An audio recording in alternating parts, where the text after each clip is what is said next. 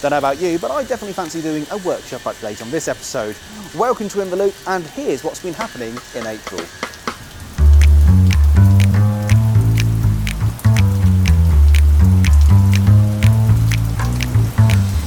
Right, let's start on the inside here in the carriage works. Now the coach behind me is the one we've been following for a while. Tim is currently doing some flooring work on the inside at either end, and on the outside they're currently getting it ready for painting. Off to the right you've got the accessible coach, which has just started its work here. They're currently doing the inspection side. So on the coach itself they're doing inspections, including looking at the vacuum system and the steam heating system. And on the outside the bogies have arrived. So they're currently being checked over, and we're just waiting for a few more parts. But yes, it's interesting to see a coach which is towards the end of its work and one which is, let's say, a fair bit of work to come. Over here in the boiler shop with our boiler for 75079, the standard 4, you can see the laps here. They have been drilled, they're ready for countersinging and then patch screws. So you can either patch screw or rivet these ones. They've chosen patch screws because you can't realistically get to the inside. At the top you can see a few pilot holes. These are being drilled out, and that's all to do with the foundation ring. So remember, this boiler is upside down. That'll be the lowest point of the boiler. Now looking at the boiler for 499, 506's sister, the side sheeting here, this has been mounted up and it's nearly ready for welding. They're just doing some measurements here for the expansion bracket.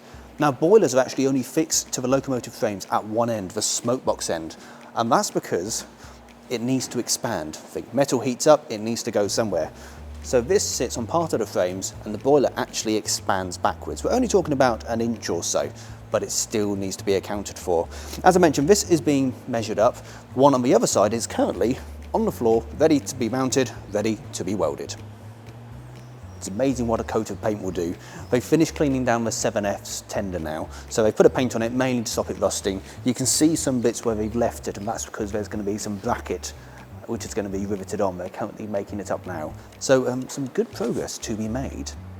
Over here in Ropley MPD, the smokebox door worked on our little blue engine. Well, you can see the results for yourself. Superb painted, and they've also done some of the white here, so it's trying to resist every urge of my body not to lean on it as I usually would, for the sake of the black top anyway, and for the painters. Looking at our running fleet, Canadian Pacific is currently on the pit having a washout. 506 is in the yard, had a washout, and they're doing a bit more fettling work on the regulator valve, which is why they've set up a lovely diving platform here as well, so they can work at height as safely as possible. Now this is actually quite a big year for 506 because it's 50 years, its 50th anniversary since arriving here at the railway from Barry Scrapyard.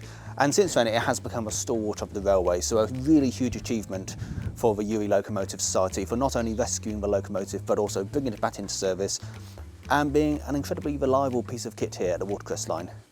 Certainly not bad for a locomotive that's 106 years old. What can I say? Let's end on a sunny note.